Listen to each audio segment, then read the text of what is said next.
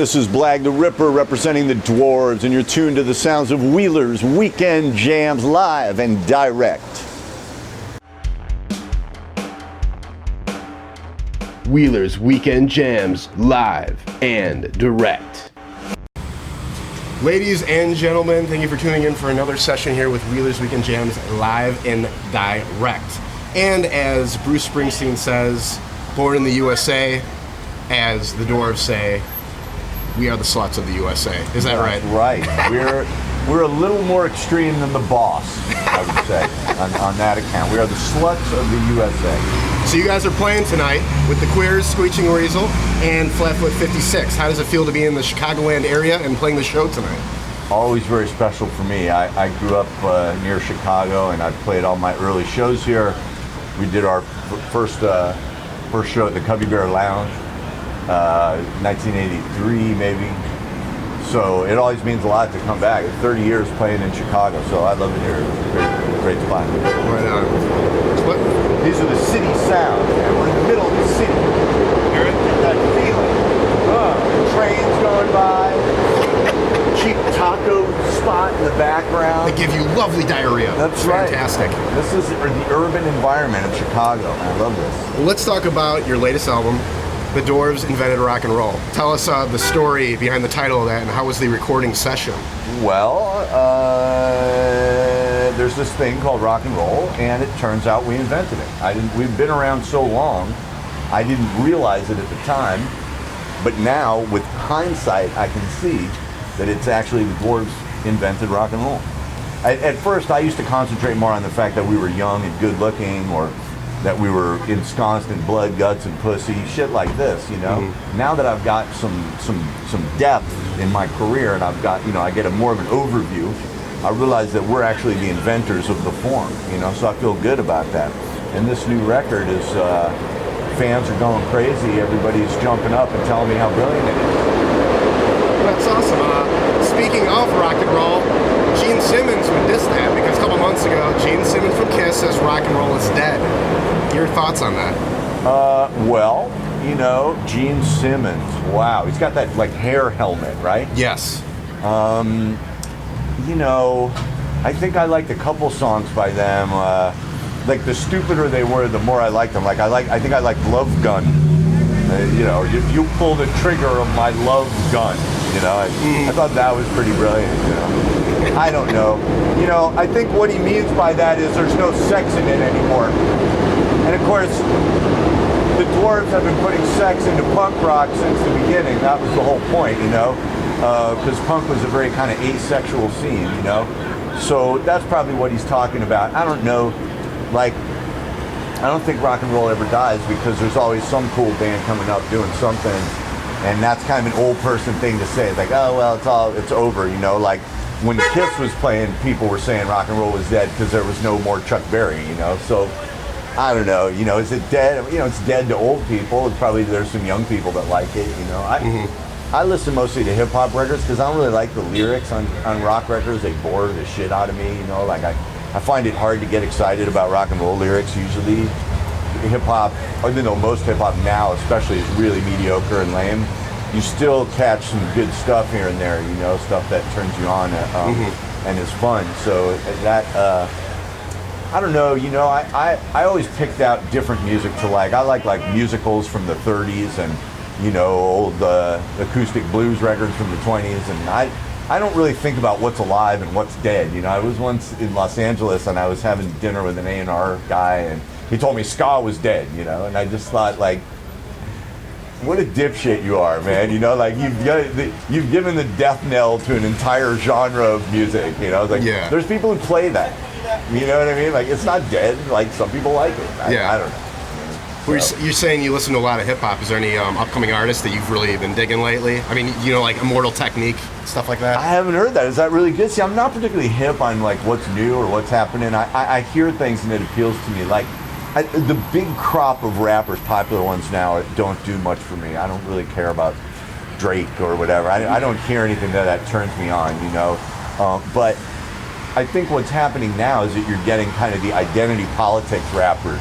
So you're getting hey, we're some chicks from Oakland and we're white and we can do rap too, you know. So you get like Krayshawn and Lil Debbie and stuff like that. And then you got like, you know, a guy like Riff Raff where he's like such a terrible rapper, it's so unlistenable, but it's like funny because because of who he is, you know. I think like that's kind of the phase that hip hop's hit now. Like it's you get like Iggy Azalea, it's like, you know, I'm from Australia and I have a big butt, you know, I'm a rapper too, you know. I mean, it's just kind of like, so the rappers aren't very good anymore, but they're like, it's something different anyway. It's not just like another black guy scowling, you know.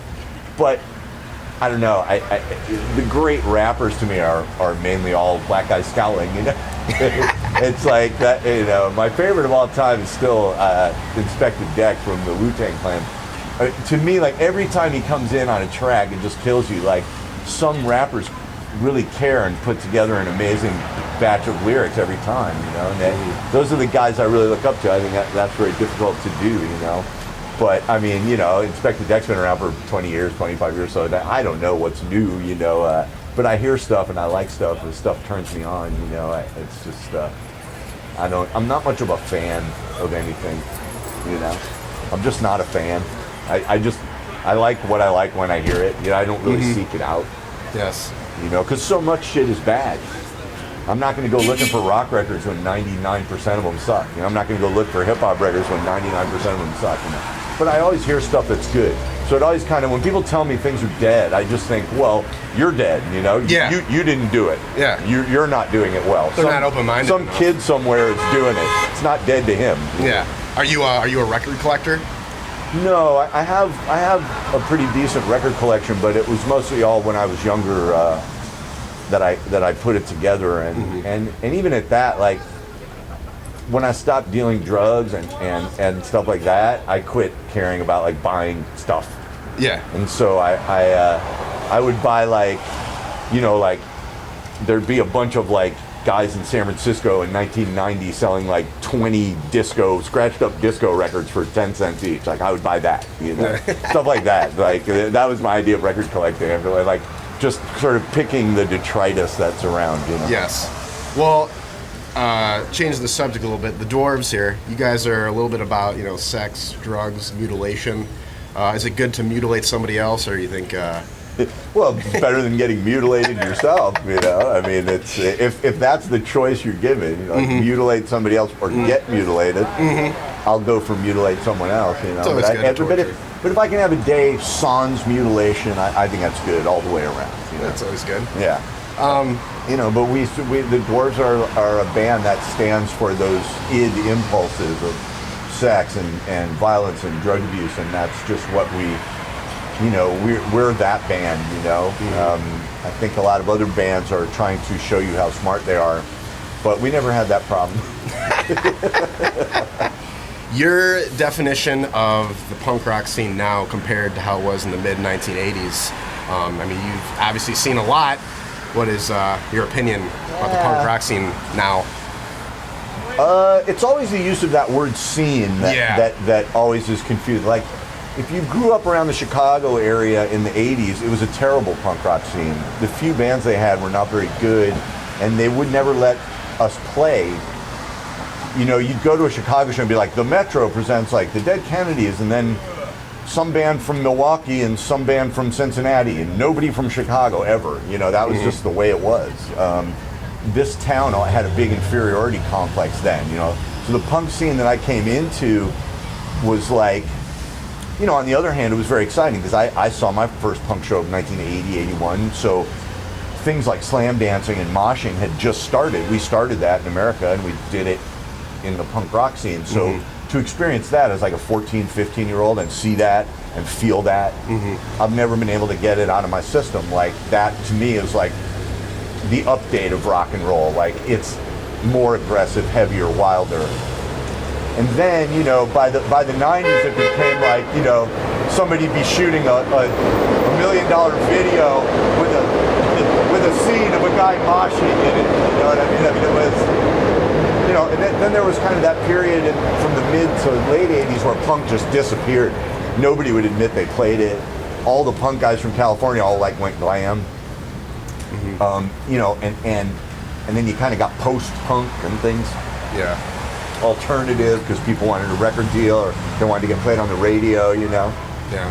So, like, it's all kind of been a more bullshit version of it since I came into it. But I and my band keep getting better, you know? So that's what I worry about. Like, am I making a great record? Am I playing a great show? I don't worry about the scene, you know? I always felt alienated from every scene. Yeah. You know, and like, to the degree that a scene matters, it's like, oh, there's more cute girls here. Like, when you went to punk shows in Chicago in the 80s, it was just like the most plug ugly bitches that you've ever seen in your life. I mean, just looking around here, it's like, there's some cute girls in Chicago now. Yeah, Like, yeah, it's different. Yeah. So in that way, I guess it's gotten better, you know? When you see fans in the crowd and everything, because now people are recording through their iPhones. Does that bother you at all? Or because I would say concerts now are just not as crazy, right. You know. So well, people aren't taking part. Yeah. People don't take part. They film you for later. I find that very strange, you know. But again, you got to kind of adjust yourself. Like when I found myself bitching about that, I thought, again, like, well, you're old, so now, like, that's what young people do. But I do think I feel sorry for them because they're not experiencing the show. They're filming it. For what? They probably won't even look at it later. People have archives and archives of films and pictures that they never look at. Yeah. So I'd rather take part in a show, you know, than document something like as though I'm supposed to be a cameraman. The other thing is, like, now people will put the light on and shine the light in your face while you're playing. I don't like that, you know? And you don't want to be like, hey, fuck you, you know, but it's so rude. It's like, you're shining a light right in my fucking face, man, you know? But like 20 years ago, it was like, you're smoking your cigarette right in my face, you know? So, I mean, nobody gives a fuck about musicians. They, you know, they shit on us. So it's like, all right, it's a new way for them to shit on us. And the train. And then here comes the train. It's like, did you remember in the Blues Brothers, the train kind of came by the house? Yes, the small little apartment they lived in. That's what this is like. I'm like, I want to be Elwood, though. We all want to be Elwood. Yeah. Back in He was thinner. Back in 2000, you sent George Bush a song, River City Rapist, to his presidential campaign. If now you had to send a song to Obama, what would it be called? Wow, if I had to send a song to Obama, what would it be called? Wow, that's a good question. ISIS. Yeah, I don't know. Almighty ISIS? I don't know. You know, what do you do?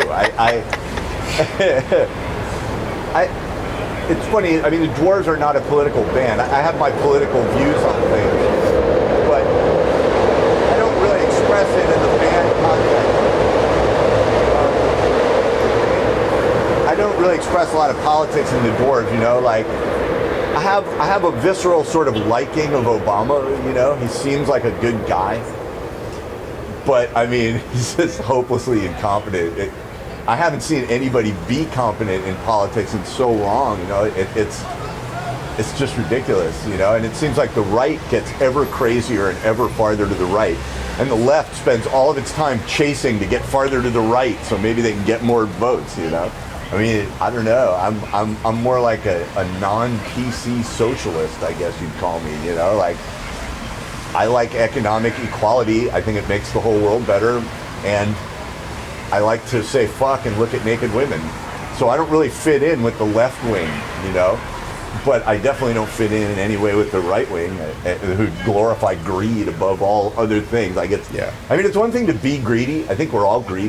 But this idea that you would come up with a theory about why you being greedy is good, you know, I mean, I just could never relate to that, you know. It's like, I come from Highland Park. Like, well, my life was easy. Yeah. I made it difficult, you know, but it could have been real easy.